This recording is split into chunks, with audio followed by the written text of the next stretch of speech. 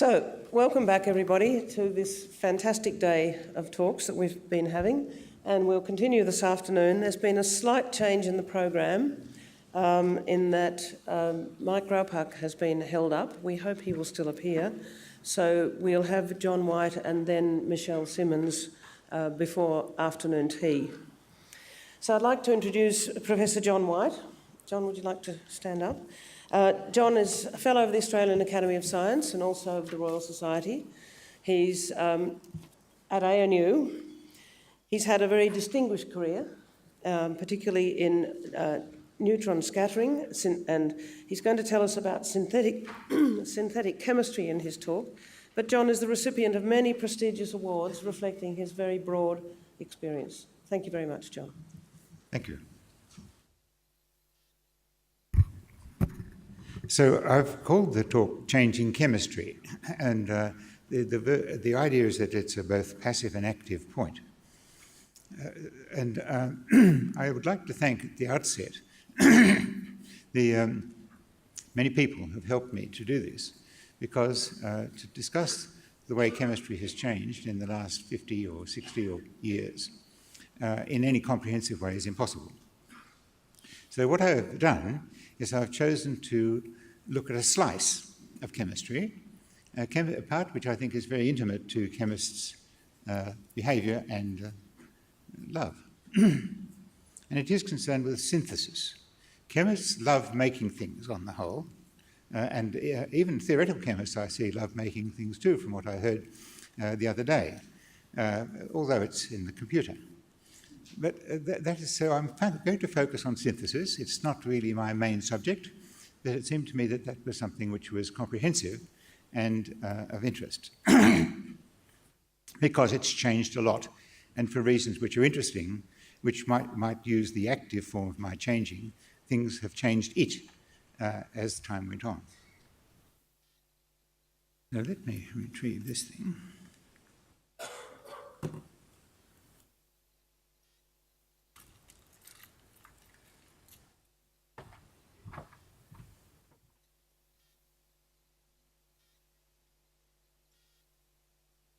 That is it, what I'm going to try and talk to you about. The triumphs of chemical synthesis, as I just mentioned. I'm going to say something about polymers, and you've had a bit of introduction to that earlier in the meeting, and molecular electronics, something which I believe comes out of that. And I want to say something about new medicines and chemical biology. An alternative title for this talk was that chemistry leads to usefulness, and I believe that that is a very interesting part of the chemical psyche. So many of you have seen such a lovely thing.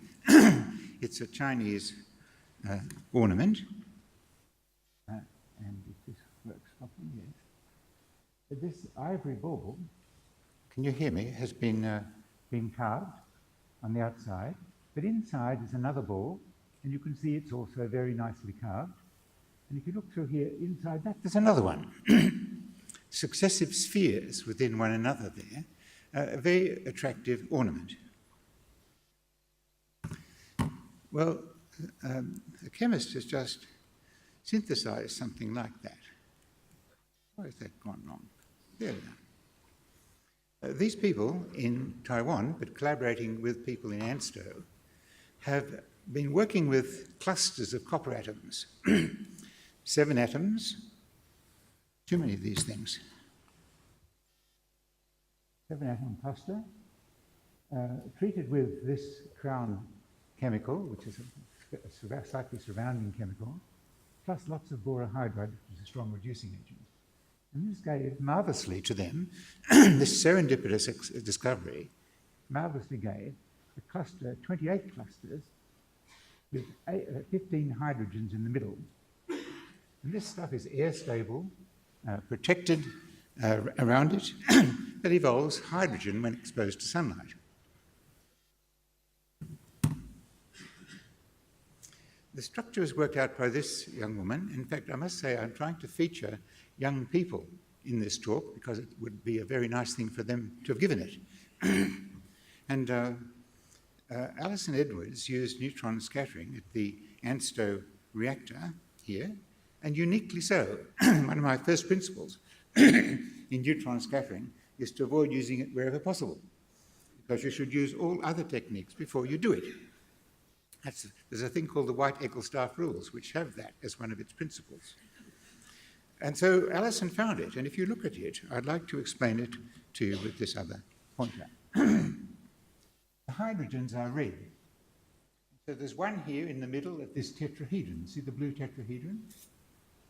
That blue tetrahedron is, in fact, inside a rhombohedron here with another group of coppers.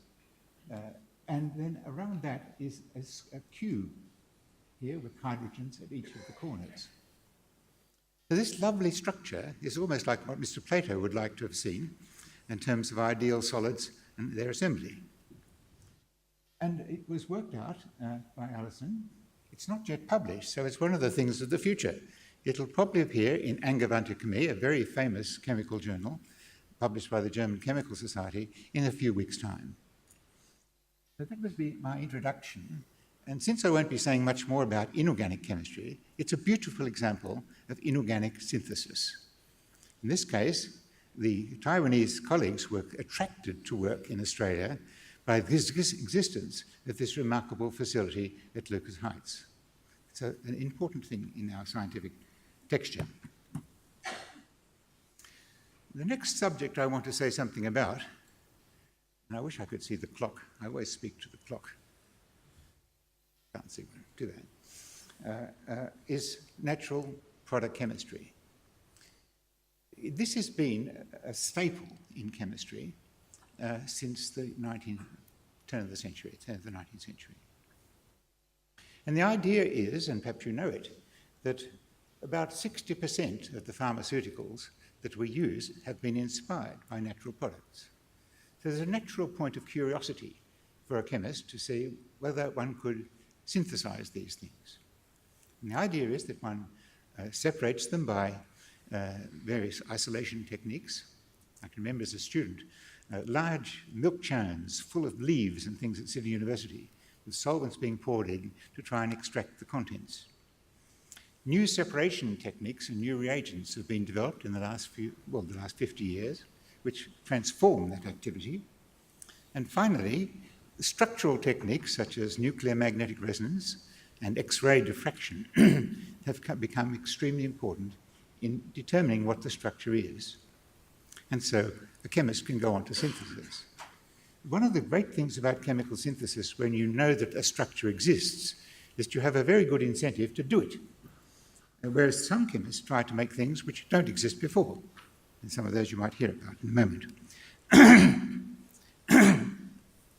So quinine was first synthesized in 1944, and of course it's a very important pharmaceutical and was very important in the Second World War. And if you look at this shape, it looks rather flat as a chemical symbol, and I'm treating everyone a little bit like first-year students at this moment. It looks rather flat, but of course it has this indication of shape which shows up here in the three-dimensional model. Now, that three-dimensionality of the molecule is key, because unless the molecule has the right shape, it can't do the job that it might do as a pharmaceutical agent. And I'll come back to this again later in the talk. So let me just show you this shape. Here it's being rotated. And you can see that the molecule looks flat, but it isn't. Can we see that again? Yes. In case you've missed that, here's a model that I brought along. You see, it's not flat at all, it's crinkly. And so the job of the organic chemist, the organic synthesis, is to imagine how to join up these bonds in such a way that it'll produce that. And I'd like to show you that as what I consider to be one of the triumphs of organic chemistry. And we'll look at this synthesis of gibberellic acid. It's an important molecule, it's a plant hormone. And so on the left here you can see a dwarf version of the Arabidopsis plant, but on the right-hand side it's been treated with this plant hormone. And I think the picture shows plainly that it affects stem growth, it affects germination and flowering and all of these other things. So it's valuable. At the moment, it's largely produced from fungus, by natural chemistry. And indeed, the synthesis was essentially a challenge, an organic chemistry challenge, to see what could be done. Well, it was done. And I want to read out the writing at the top of this slide. This is Lou Mander, who did it. Can't quite read it from here, I'll read it from here.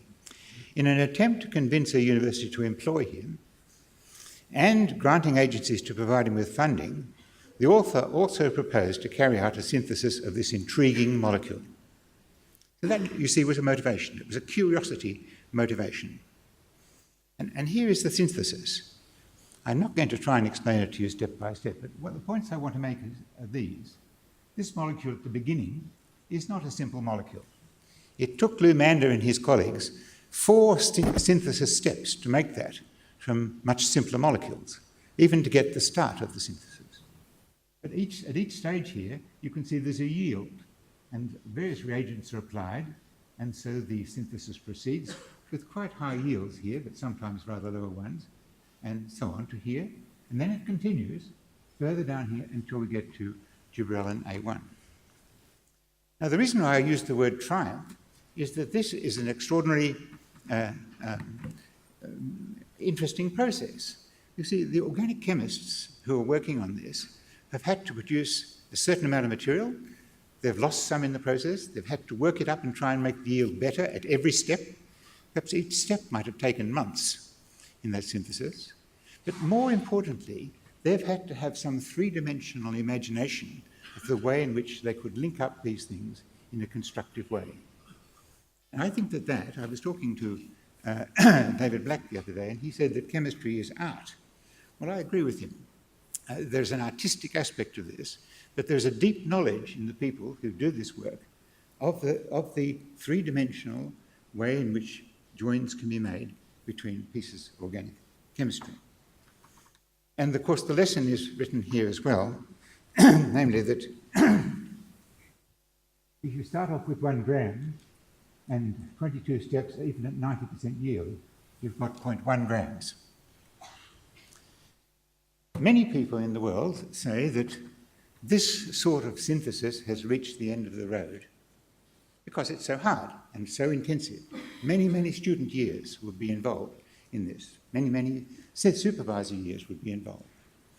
And although there are great triumphs, for example, in Cambridge, there's a group, and in Stanford, another group, which recently produced 2 natural products in, let's say, milligram yields. But since the potency of the material was in picogram levels, you could probably treat about 100,000 patients with those milligrams. So it can't be wiped out, this particular story. But there are other ways, and there are other things which are being done which look to the future. And at each stage in this talk, I will show you a bit of the present, a bit of the past, and a bit of the future. So what about the future for organic synthesis? I've got a couple of different slides to show you. First of all, I want to show you this. This is the reason why things have changed and why it's possible to do this work on milligram quantities of material. In this period of 50 or 60 years, you see this chromatography was with us a long time ago. Infrared spectrum was greatly used in the 50s, 60s, 70s, and possibly still. But X-ray diffraction became important with laboratory sources and now with synchrotrons. Mass spectra became greatly important, so that, for example, even now we can take the mass spectrum of proteins. The resolution and the capability of coping with large masses is there. Nuclear magnetic resonance has been an absolute godsend to synthesis.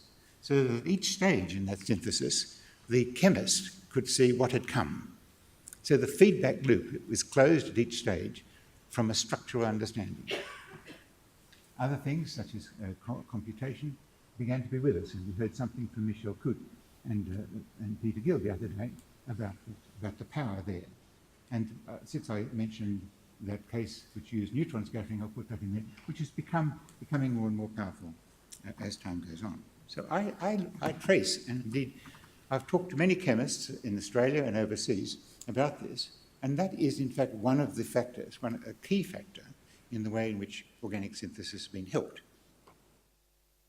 But what are the ways of in the future? Well, this gentleman, and particularly Phil Barron from La Jolla, says, well, he has set himself the unmovable goalpost of not doing that, of actually doing something which can all work at once. Somehow or other, he will devise the chemistry that X follows Y, follows Z, and so on, without some protective or isolation steps in the middle, and that will end up by starting from common chemicals and making gram quantities. And that's a terrific hope. Unmovable goalposts is what we hear. Now, what you can see is the maze on here is just like what I've been describing. Namely, I'm sure that the students and those who are doing that synthesis struck all sorts of obstacles and had to go back and all that sort of thing. He foresees that somehow a way around it, of going from common chemicals on the left-hand side to some large structural unit. Now, is this future feasible? I have one example to show you of a way in which it might be feasible. I've got a lot of others too, but they're not time to talk about it. There are people who say you can do it all in computers, not by the calculation methods we heard today, but by algorithmic processes, by putting all the chemical reactions in the world into a computer and doing it in silico, etc. But let's look at a practical way in the laboratory. This was brought to my attention by my colleague, Michael Sherban, who wrote a nice review in the Australian Journal of Chemistry last year. And the idea is, oh dear, wrong clicker. The idea is a one-pot synthesis. And that is what Barron is really talking about too. And so the idea would be that you would put in A and somehow the transport into B, which may not be isolated, then into C, which may not be isolated and might well form D. That's exactly what happens in this reaction here. These are not simple chemicals, but the idea is to make this, which you see is highly folded and has got a complex stereochemistry. And so how to get the stereochemistry right in one go? And the answer is that the mixture that is put into the pot is tin tetrachloride in dichloromethane and some tetramethyl triflate.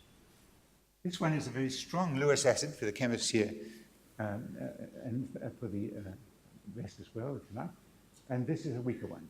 And the first thing that happens is the strong Lewis acid attaches itself here and turns this bond into an allylic bond, which can then close a ring by this Diels-Alder reaction. The product is not isolated. The next thing that happens is, I must stand in the middle.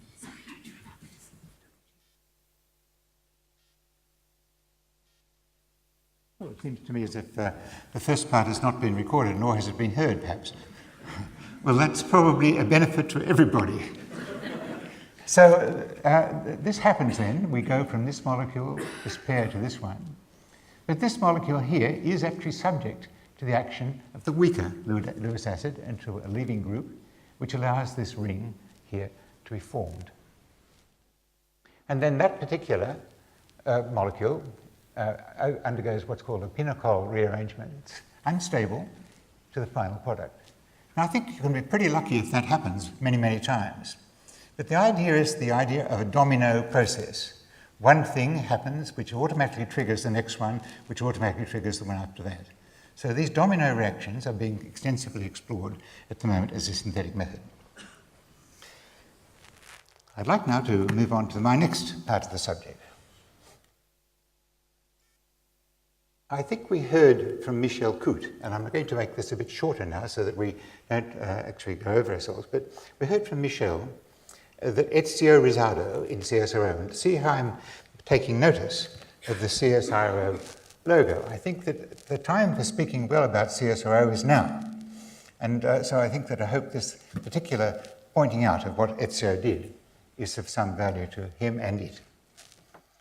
But for those who don't know about polymers, wrong pointer.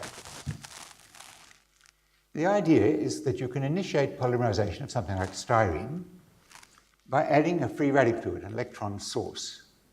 And the styrene then becomes a free radical itself, which can add another monomer to it and so on. And so wouldn't it be marvelous if you would do that in a pot and you would get one sort of molecule, namely of the same length as the ratio of the initial concentration of the styrene molecule. But it doesn't happen, of course, because there are branching reactions and so on.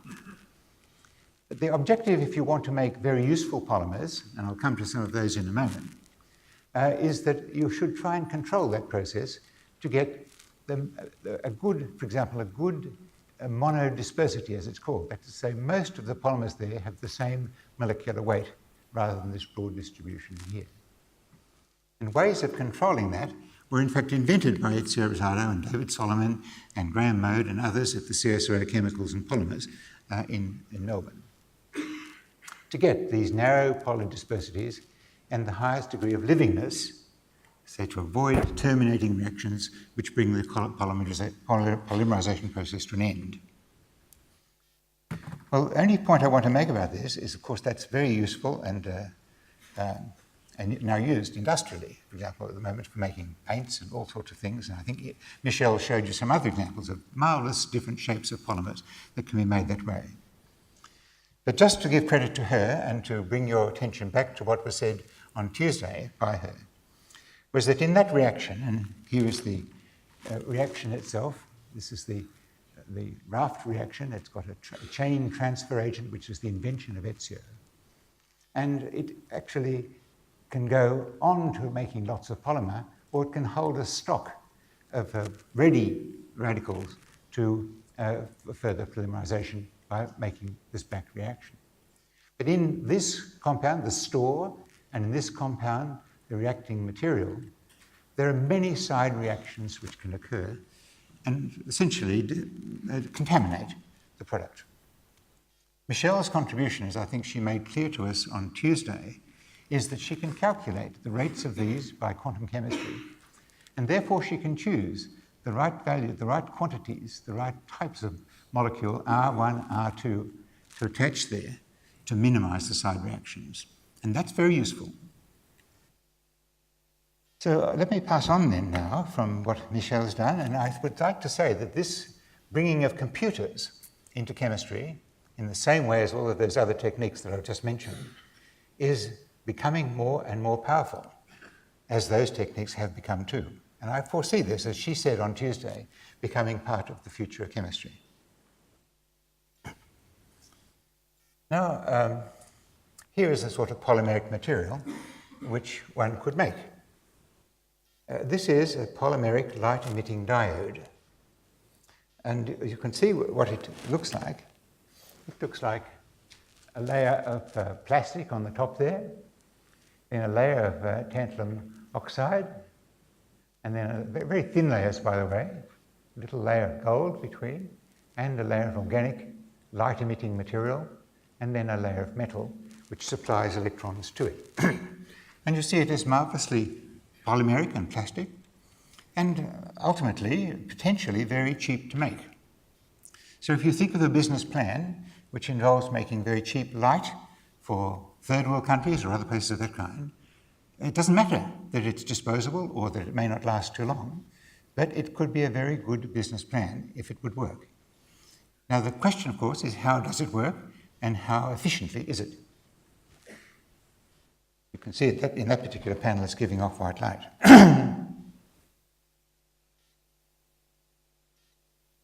Well, I'd like to say that there's an Australian story to this. And it goes right back to David Craig, whose theoretical work in the 1950s talked about exciton movement in organic crystals.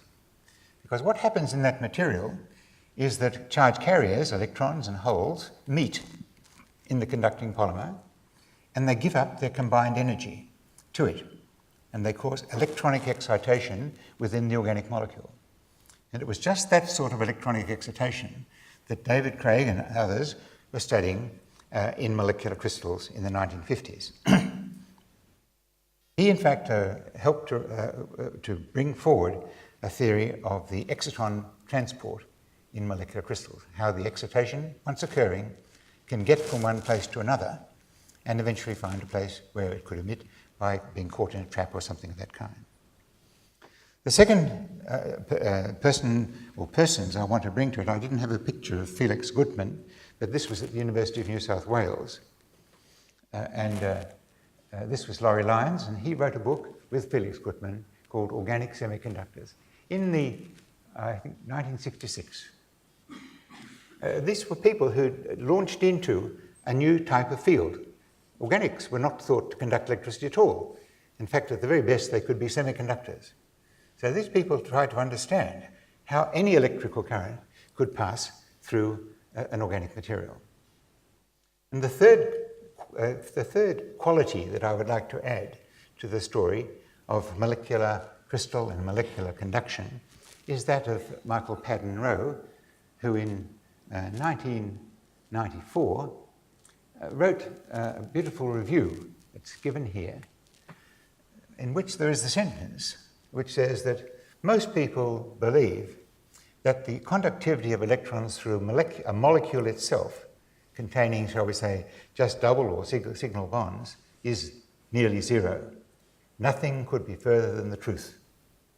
And his work demonstrated how effectively electrons can move through molecular substances, something which is very important, for example, in photosynthesis. Melvin Calvin, when he was reviewing this book here, made that point. Calvin got the Nobel Prize for his work on photosynthesis, and he reviewed the book, and he made that exact point, that the conduction of electrons from one place to another in the photosynthetic complex is of prime importance. Well, the Australian story continues with people that we may know. Andrew is our present or future president. I'm not quite sure exactly the timescale, but anyway, there it is. And he and Paul Byrne. The name that's written there, of course, is Paul Burns, but it's Paul Byrne. They got the right name wrong.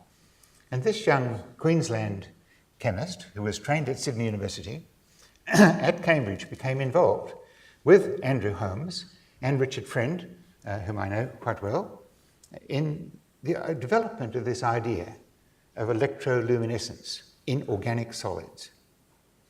They set about making a device which worked. And the device is like this. Here's some glass, which is the substrate. And here's some indium tin oxide, which is a transparent conducting material, which is a supplier of holes.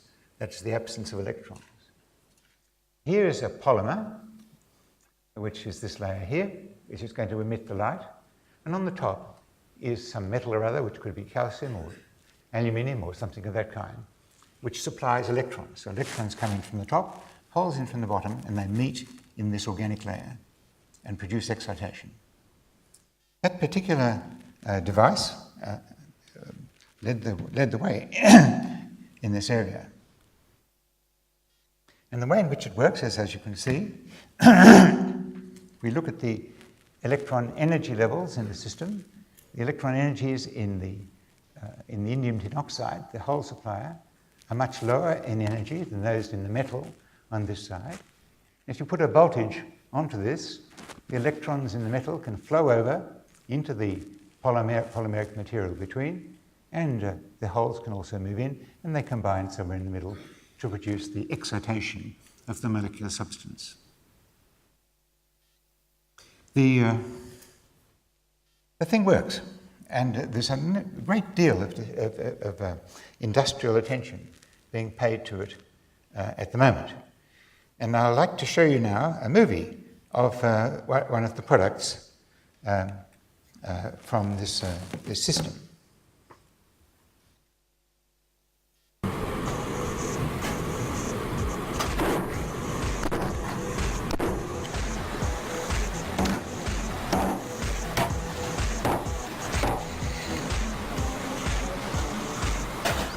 So this one is the electroluminescent polymeric material, which is being treated rather poorly. But as you can see, the result, you'll see, it still functions quite well. So I think you can probably see the virtues of this sort of material and the virtue of further understanding of it. Thank you. I was not quite finished yet, but I'll quickly finish. This can go on further, and I'm showing here some other Australians, one or two of them sitting around here, have had the idea, and have had it for 10 years, I was told just at lunchtime, of trying to use these molecular wires for computing. And so they have come up with ideas of a molecular memory. Namely, there are appropriate arrangements of molecules here which can produce the function of electronic functions of memory. And finally, I'll finish very quickly because you've seen the business of molecules and medicine and X-rays earlier on. I won't harp on it. You understand how, in the Valenza story, the virus which is trying to bud off from the cell here actually is stopped by the Valenza, which goes in and, as it were, stuffs the mouth of the neuraminidase so that it can't actually bud off. And that's why you really want to catch the flu, you want to treat the flu as soon as possible. But I'm showing this because it foreshadows what comes next in the next 2 minutes or so. The neuraminidase has got a site in it, which was identified by Peter Coleman, which is stable and which can be filled with the sialic acid, which is normally released by the enzyme. And Mark von Echtstein has given me this slide, and he did the trick of increasing the binding constant. Here it is, 10 to the minus 6, let's say 4 molecules in 4 million can get off from the normal substrate to 4 in 10 to the minus 8, improvement of a factor of 100, and finally improvement of a factor of nearly 10 to the 4th in the binding, which of course is a measure of the efficacy of it. And my point that I made earlier on, I must make once again very quickly. Conformation, chemical conformation, getting the shape right is the key thing. And that's exactly what von Echtstein and Peter Coleman and their colleagues did in this second case here, where you can see the Valenza molecule looks very, very similar to the sialic acid here, the natural substrate, but has got this extra binding, that extra 10 to the 4th, by the addition of that very simple group. So that's the sort of thing that chemistry can do. What can it do in the future? And I'll finish that way. It can look at the structure of the insulin binding site, and the computing plus the X-ray power allowed 4 structures here to define the binding site for insulin at the Australian synchrotron. It's one of our great assets in the country to have things like the reactor and the synchrotron. And in the future, we will be able to study membranes and membrane proteins. Why? Because now it is possible to do protein crystallography at room temperature in a jet of liquid on microcrystals, which can barely be obtained from such proteins. So here is the jet of liquid squirting through the femtosecond beam, and here is the pattern that you get from those microcrystals, lots of them all poorly oriented, but computing power is now so powerful that it can analyze those data and end up with the structure of the photosystem 1 nanocrystal system at room temperature with almost as good a resolution as you can get from a crystal that has been made and studied by conventional X-ray techniques. So thank you for your attention, and pleasure.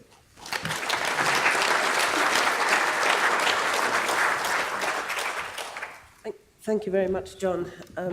Questions for John, please? Andy.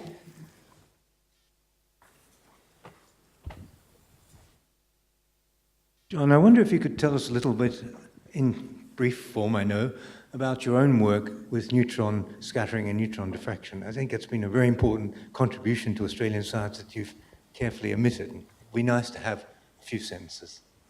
Well, Andrew, that is very kind of you to ask. I purposely avoided talking about my own work because I was drafted to do this, and I thought people who were drafted shouldn't talk about their own work. But Andrew, I've had the great good fortune to have been challenged when I first graduated and was given a job in Oxford by the Professor of Physical Chemistry, Cecile Hinchwood. He said, "Now, White, we've got another person who knows about NMR. You'll better do something different." And so that was the beginning of neutron scattering for me in 1963.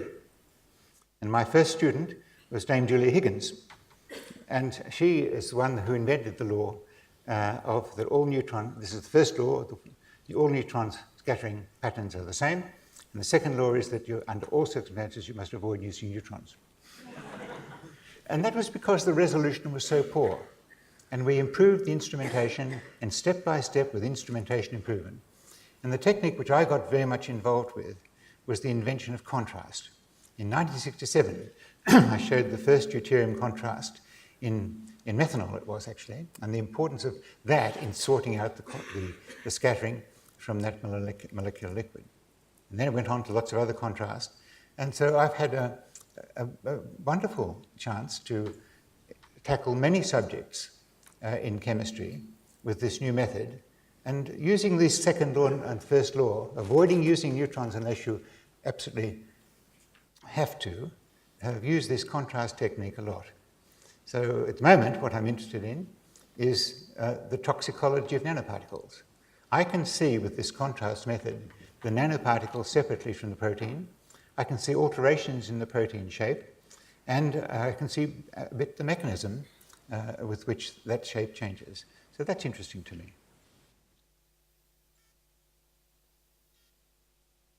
Any further comments or questions? Not, then I ask you to join me in thanking John for a wonderful talk.